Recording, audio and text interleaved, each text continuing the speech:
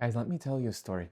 The other day I got in the car with my kids and they started playing a funny game, which is they split the car in half, two teams, and anything that we would pass by, they would claim. That house is mine, that store is mine, and they just started accumulating all these things and claiming all those things. It was funny, it's innocent, but it got me thinking, how many times do we live our lives like that, guys? Looking at things and chasing after our desires, just looking at something we want and going after it to full throttle instead of waiting and seeing what is it that God wants for us in our lives. You see, we see an example here in Genesis 13 where Lot and Abram have to make a decision. They've accumulated too much wealth, the land can sustain them, and they have to do something about it. And there's a different in physical reactions between the two of them. Lot is described as looking up, he sees the lush of the Jordan, and he grabs all his stuff and chases after it. That actually leads him to his demise.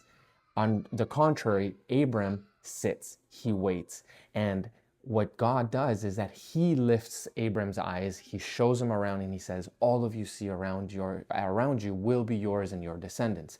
So guys, this is a beautiful example of how we should be reacting. You see, there's a vicious cycle that we can fall in, which is when we hold on to our possessions with our tight grip, we eventually go from having that physical reaction of holding tight to chasing after our desires to depending and putting all of our trust on the things we've accumulated.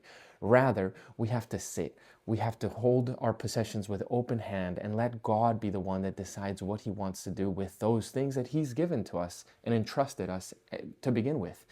And once we have that physical reaction of just generosity and trusting God in his will for our lives, we start seeking him rather than more of our desires, and we start trusting him instead of the possessions and the things we've accumulated. So that's my encouragement today, guys. Let's have that. Let's start reminding ourselves with that physical reaction of let's be generous and let's put our trust in God, and let's sit still and listen to what he wants to do in our lives instead of just chasing after everything we desire. God bless.